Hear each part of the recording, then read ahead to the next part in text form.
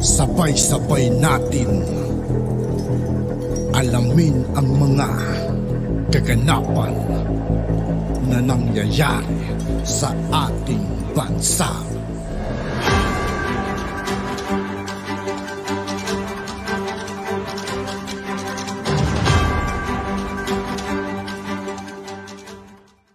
Yo, what's up mga kaibigan? This is I2K po again. Ngayon nandito naman ulit tayo sa channel ni Pinas News Insider. Dito naman ulit tayo magbibigay ng komento at reaksyon. Kaya samahan nyo guys, let's go! Ito ang balita ngayon. Viral ngayon sa mundo ng social media. Ang di umano'y balitang sa patuloy na pagdinig sa isang kasambahay na si LV Vergara na di umano'y minaltrato ng kanyang amo at dahilan para mawala ang paningin nito. Senator Rapi Tulfo sumabog na sa galit dahil sa di umano'y kapabayaan ng barangay chairman na bigyan ng tulong si LV. Chairman, hindi mo ginawa yung trabaho mo. Sa magkano kadahilanan na hindi mo ginawa yung trabaho mo ng tama? Kasi kung ginawa mo trabaho mo ng tama, hindi na sana lumala pa yung sitwasyon ni Ma'am LV. Kaya sa lumala dahil sa naging pabaya ka sa iyong tungkulin. Kung ako dito rin sa committee, sampahan ka dapat ng kaso. Dereliction of duty. Saad pa ng senador, ipapakulong niya ito dahil sa hindi di umano nito pagsasabi ng totoo at harap-harapang pagsisinungaling. Ayun po naman sir ay nasikaso po namin. Hindi pa nga po siya nakakapagsalita. Dumating na po yung kanyang amo. At sinabi po niya na sinusundan niya at nakalis po sa kanilang tindahan. Mas lalo nung dumating yung kanyang amo, mas lalo ka dapat magtaka. Saan sinabi mo sandali lang, hindi mo pa sila pinag-uusap. Wala naman pong naging reaksyon si Elvis. Sumama po naman siya ng kusa sa amo niya eh. Imposible naman yan. Kaya nga siya lumayas tapos kasama ng kusa. Wala pa nga po senator na siya reklamo po sa amin. Mr. Chair, ipaano natin to, lie detector test, and then kapag lumitaw na sa lie detector test ng sinungaling to, ikulong natin sa baba. So kukulong kita. Mas lalo pang sumakit ang ulo ni Senator Rapi Tulfo at tinawag pa nito na ungas ang barangay chairman dahil pinayagan di umano nito na kunin ng amo na pumunta sana sa barangay para humingi ng tulong. Ilang minuto nung pagdating ni Ma'am LV at saka pagdating ng amo, ilang minuto pagitan? Siguro po wala pa pong 3 minuto sir. So Walang kwentang kapitan to mga kaibigan. Siguro kung ako lang kabarangay nito, pinagbabalibag ko ng bahay nito. Ibig sabihin, hindi sinusundan, may tumawag. Sa isa pa, of all places sa barangay, bakit sa barangay hall pa siya pupunta? Pwede naman siya pumunta sa ibang tindahan, pwede siya pumunta sa kanto kung saan pang pwedeng tambayan niya o sa paradahan ng tricycle kasi tumakas nga, di ba? Bakit hindi pumunta sa paradahan ng tricycle, paradahan ng jeep? Bakit sa barangay pumunta? Kasi tinawagan mo, ungas ka talaga. Hindi ko po yung tinawagan yan, Senator. Hindi nga, di ba? Logic lang to. Logic lang. Ang isang kasambahay na tumakas, hindi usually pupunta sa barangay hall. Okay? Ang isipin ng mga amo na tumakas ang kasambahay, pupunta yan sa sasakayan ng tricycle, sakayan ng habal-habal, sakayan ng jeep, ubos, doon pupunta. Doon dapat unang pinuntahan. Hindi, agad-agad pumunta sa barangay kasi may tumawag at ikaw yon. Sa patuloy na pagtanggi ni barangay chairman sa mga tanong na ipinupukol sa kanya, nasalungat naman sa mga sinasabi ni LV Vergara. Mas lalo pang uminit ang mga eksena sa loob ng pagdinig sa Senado dahil imbis na tulungan di umano ng barangay chairman si LV ay tinawagan pa di umano nito ang amo niya na nagmaltrato di umano sa kanya. Ang kanan po ay nakakita pa. Opo. So nakaharap niyo po si Kapitan? Opo, narinig ko po yung sabi niya po sa amo kong lalaki. O Sir Jerry, parang nandito yung sambahay mo, nandito. Tinawagan o magkaharap? Hindi, para pong tinawagan, kausap. Wala po. Kinausap sa telepono? Opo. Yung Jerry, yung amo mo? Opo. Oo. So hindi totoo yung sinasabi ni Kapitan na kasunod mo na yung amo mo? Hindi po. Kaya marami tuloy sa ating mga kababayan ang mas nanggigil sa barangay chairman at naglabas ng kanilang mga hinaingat komento sa mundo ng social media. At ayon pa sa kanila, guilty ang mga amo, dapat magbayad at ikulong, isama si chairman, nagsinungaling at walang aksyon. Dapat matagal nang nakauwi sa bahay kung responsable yang barangay captain na yan.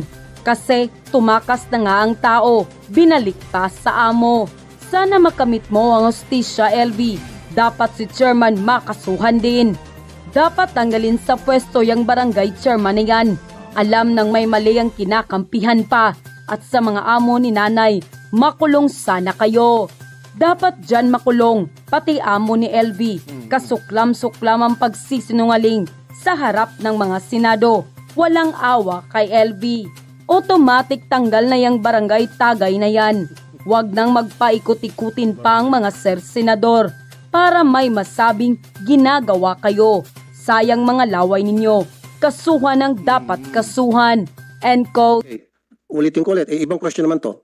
Palagi ikaw, kunyari ikaw sa sitwasyon niya, madalas kang binubugbog ng iyong amo. And then nagkaroon ka ng pagkakataon na para makatakas. Pagdating mo sa barangay, anong unang-una mong sasabihin?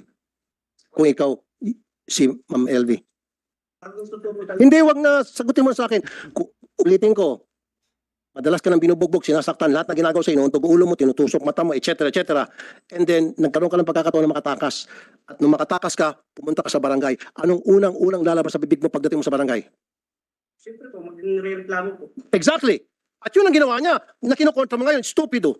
Hindi pa po nakakapagsalita po si Nanay LV. Nakaupo lang po yan nung dumating po ako. Ang una ko po... Hindi, ikaw na mismo nagsabi. Ang una mong gagawin, kung ikaw sa sitwasyon ni Ma'am LV, ay magreklamo galing na sa bibig mo eh. And that's exactly what she did. Pero hindi mo pinakinggan dahil tinawagan mong amo, tumutugma lahat ng sinasabi ni Ma'am LV. Napakasinungaling. Ang sarap i-contempt ito, Hindi po, Mr. Chair. Hindi ko po tinawagan, Mr. Kasi Senator. it defies logic. Lahat ng sinasabi niya, it defies logic. Ikaw na mismo nagsabi na ang unang gagawin ng isang tao na natadad na ng pang-abuso at nagkaroon ng pagkakataon, yun na yung, kumbaga, nandun na siya, protektado na siya ng barangay at sa akala niya, okay na siya, kaya magsusumbong siya. Yun ang sinabi mo, di ba? Magreklamo. O sabi mo, umupo lang siya doon at wala siyang sinabi. And she had 3 minutes. Sabi mo, kung totoo sabi mo, 3 minutes, dumating amo. O, sabihin natin, siguro ipapalusot mo, nandun yung amo, natakot lang siguro siya. Pero she had 3 minutes na nandun nakaupo lang, wala siyang sinabi, imposible. Nandun siya, sinasabi niya, nagsusumbong siya kung ano lang pinagsasabi niya, hindi niyo pinakinggan. And I'll tell you, isa sa mga nasibak, dapat ikaw masibak ka rin eh. Di ba may pulis yung pinagsumbungan? Itong si Master Sergeant Maria Eliza Palabay, na-dismiss kasi sinampan ng kaso ni Ma'am LV. Kasi kinampihan nitong pulis yung amo, parang ikaw din. Ikaw ang susunod na pasisibak namin. Nandito rin si police officer Palabay. Di ba? Nasibak ka?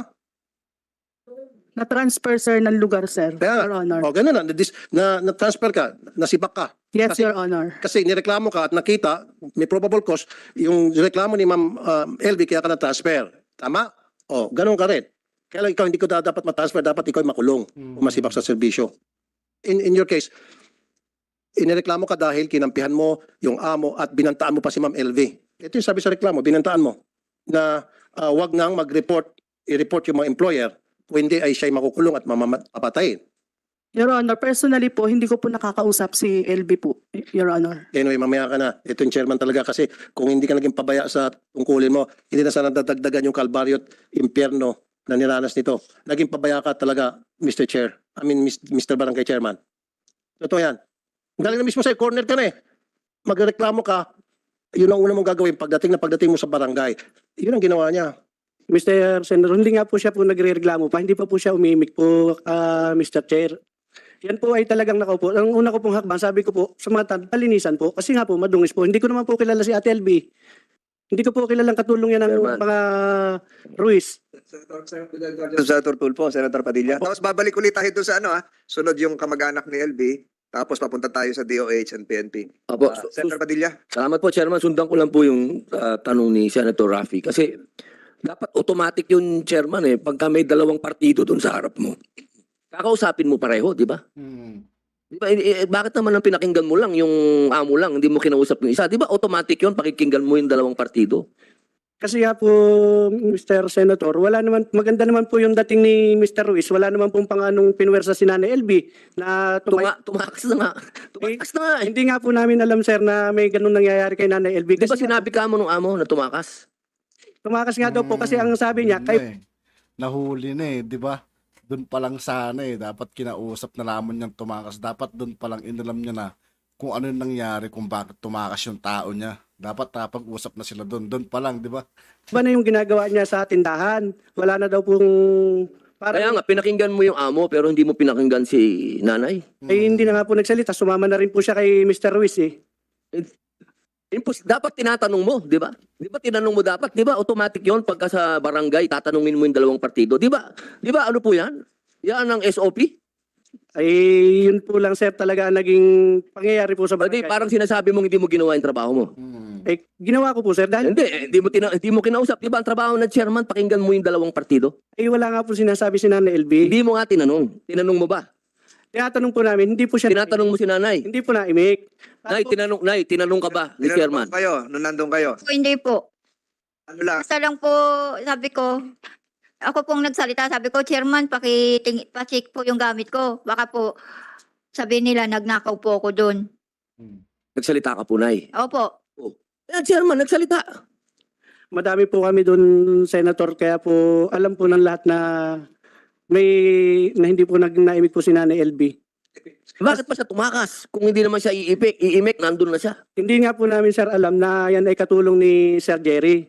Ang pagkakikita ko po sa kanya, akala ko po yung naligaw na taong grasa. Kasi nga po si Nanay LB, talagang medyo madumi yung kanyang katawan po. Hindi, alam mo na nga na hindi na nga siya taong grasa dahil dumating na nga yung amo di ba?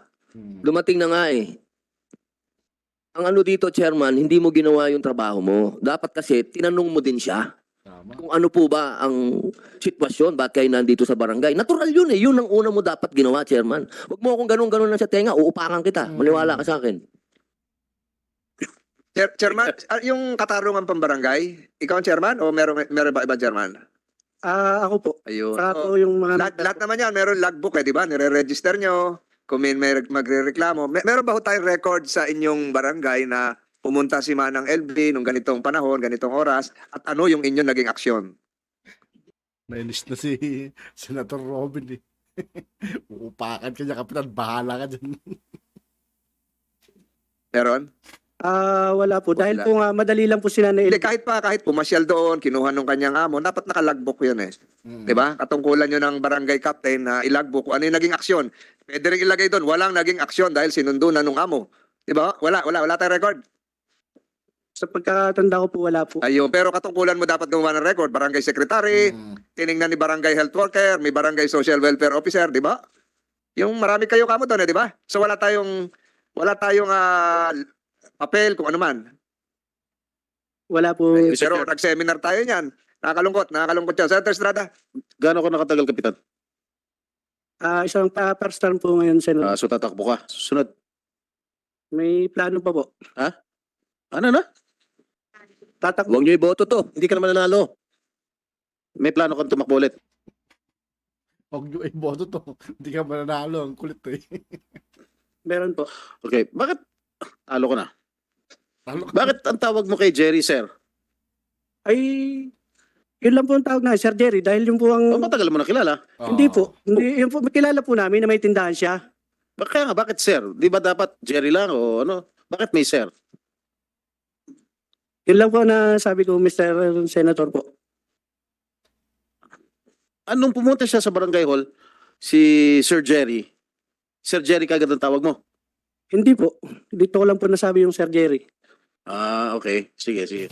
At yun na nga mga kababayan. At yun nga po mga kaibigan, dito po nagtatapos ng ating reaction video. Muli, ako po si I2K ng Sundalo ng Dunggalo at 811. Maraming salamat sa patuloy na pagsuporta. Yeah. Peace out.